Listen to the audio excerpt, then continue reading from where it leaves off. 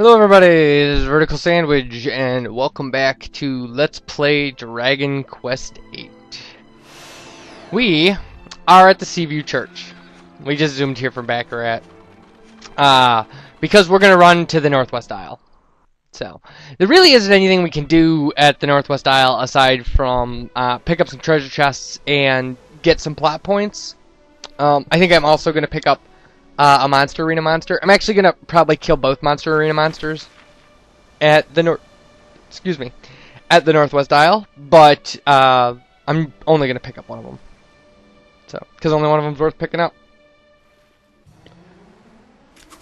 So anyway, and we'll obviously have to deal with some seafaring monster-age monstrosity. Monstrousness. I don't know. I don't know what I'm saying anymore. Oh, my brain's all video gamed up and Mario's jumping around in there and I don't... What? Sorry, what? Mario's not really jumping around in my brain, people.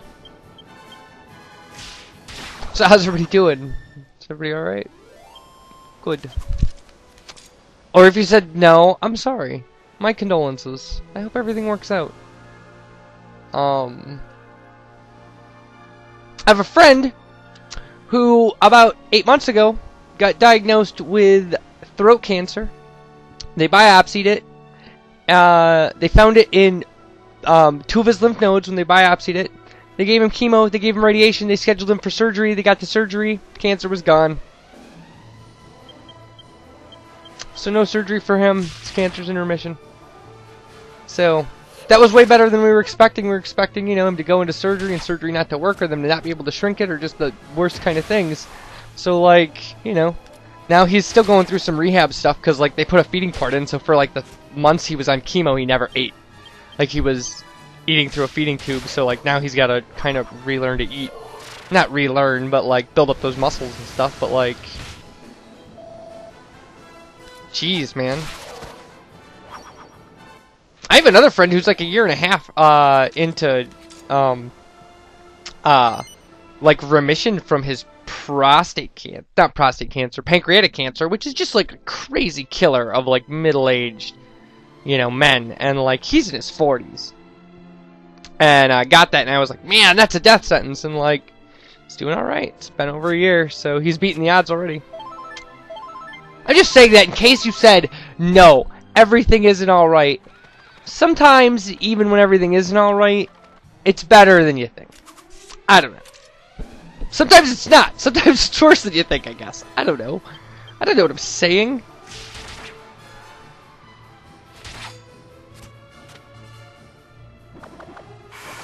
But anyway, congratulations to my friends for beating the odds on their diagnosis. He's...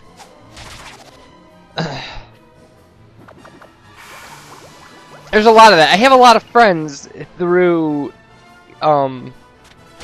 recovery communities and things like that, and going through treatment programs, and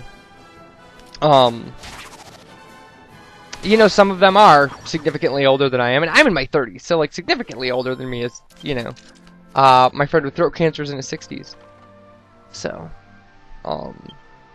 my friend with pancreatic cancer, and I have a friend with Parkinson's who is in his 40s, his mid-40s. So,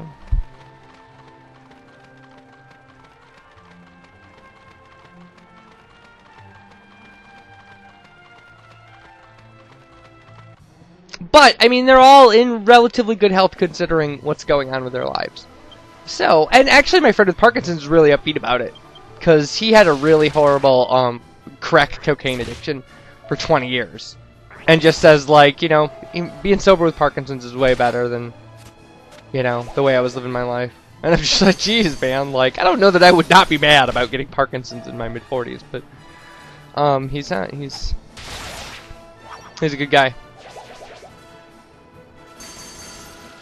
That's another thing about meeting all these people who have, like, kind of overcome these horrible aspects of living these really dark lives and stuff, is that they are genuinely grateful, kind of nice very wide-eyed people who really see the beauty of the world and things like that, because like you spend a lot of time being in a really dark place. I didn't expect to come into this talking about that. I really didn't, but like I try to be as open about this as possible, because like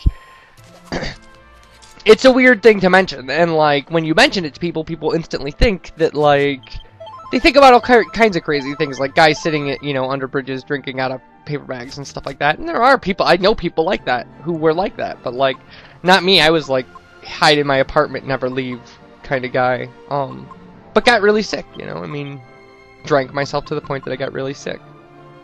And like I said, you know, I mean, like when you sober people like that up, they become just people.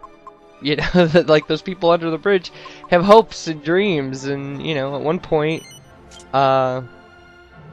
jobs and things like, you know, education and things like that. And like when you sober them up, you really get to see these great transformations where like, I don't know.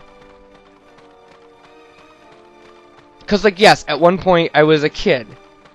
And then at one point I was a college student, and then at one point I was an irredeemable drunk, and like then at one point I was an archaeologist, and like now I'm on an LPer on a hiatus from archaeology, I guess.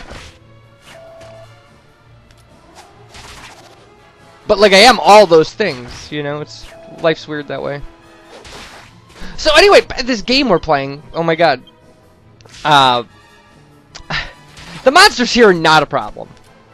At all. At this point in the game, you've gotten this far, they don't up the monsters here too much. So, you don't really have to worry too much about what's going on this island. We actually just have to come here for a plot point.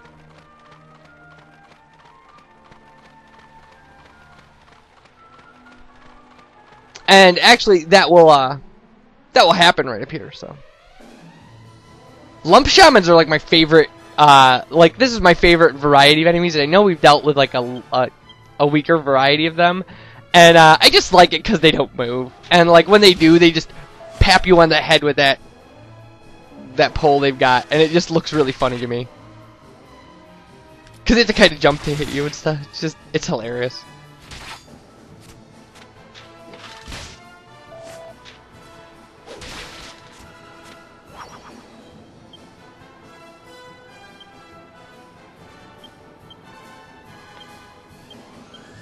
I don't know, maybe on some level psychologically too it makes more sense, like in an RPG, to spend more time talking about kind of nonsense non-RPG stuff, and like maybe on a subconscious level I put this stuff in Dragon Quest VIII because I know nobody's watching it. Everybody's watching Crash Bandicoot. So, which is fine. I would be watching Crash Bandicoot. Level up, friend! Look, wow!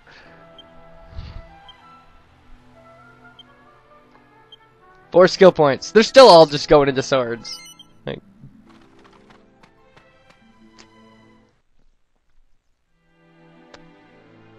alright. So this is the entrance to the Dark Ruin. And, yeah, there's gonna be a cutscene. Okay, good.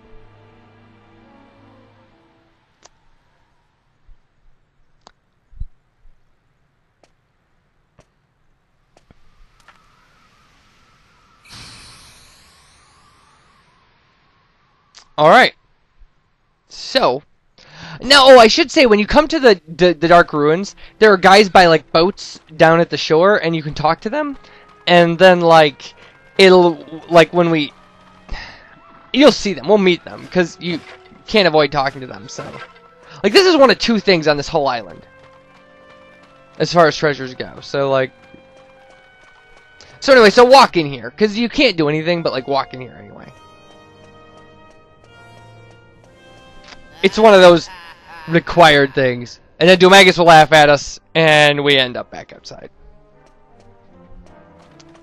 And then these are the people who are down by the boat.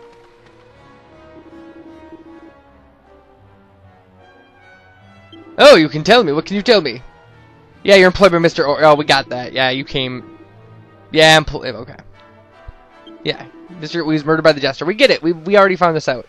So, if we talk to one of these people... Okay, good. I was gonna say, well, I shouldn't have to read this stuff because there's a cutscene. When you all set off so bravely, we decided it was time we did the same. So, perhaps you could fill us in. Yes, we will. time to take a drink of coffee. I see. The dark aura coming out of the ruins is some kind of barrier set up by Dulmagus, is it? So we have maybe. to break through that before we can fight him then. But how? How do you break through darkness? With light? Wait Or a with minute. love? How about the magic mirror of Argonia? People say that can dispel the dark. I was Never thinking know. love. It might do the trick. That girl next to you's kind of If I cute. remember rightly, Argonia's off to the southeast of Baccarat, isn't it? She doesn't even like. She just looks at him. You're asking me a question. Don't you know I'm a girl and girls aren't allowed to talk in RPGs? They certainly are. I'm not trying to. Anyway. Although considering that my name, my LPer name, like my channel name and stuff, is all based on a very misogynistic joke that was made during an LP, like, I guess I could just, you know, like, it is not a surprise that... Because, like, it all has to do with Nintendo Capri Sun telling Zelda to make him a sandwich. That really is the whole kind of thing about it.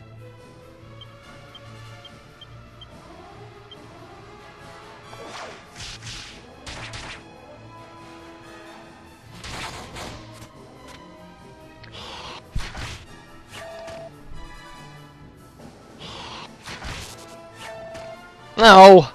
I didn't know they could paralyze. I knew they could poison, but like...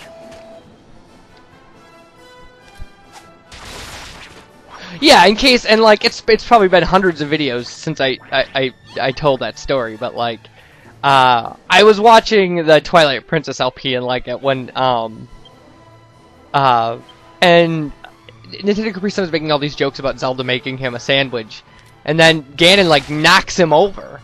And he goes, now we're in the wrong position. He's like, you can't make a vertical sandwich. And, like, that was seriously the thing that I was like, oh, I'll just name that. I think that. It just happens to be what I was doing. And, or what I was watching. And, I thought it was funny. So. And I understand that it seems slightly dirty. Like, it seems like a very dirty kind of double entendre. So.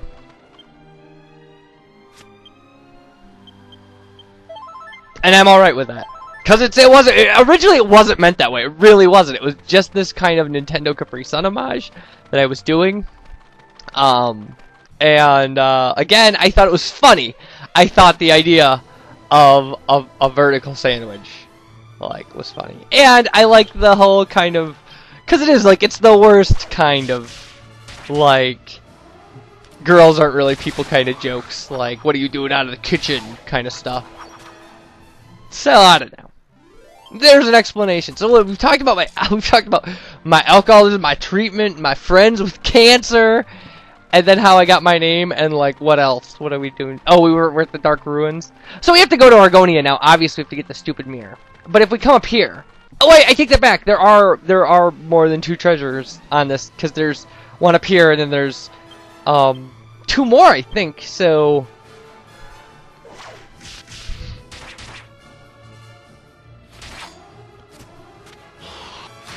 but we'll go up here and we'll get the treasure up here, and there's a monster arena monster up here that we'll defeat and not take. Although he's part of one of the few, if you grab him, you can use him to make one of the few teams that you can make before you beat level B. Or rank B. And that is, the Zombie Bops is a team of all zombies. But they don't really get, like, some teams get really crazy special moves in the monster arena, and the Zombie Bops are not that. They get, like, plus 15 defense or something, or plus 15 attack or hit points. They are not a great team. Especially since, this zombie is not the greatest thing in the world. I'm trying to think if there's a 4th zombie you can get.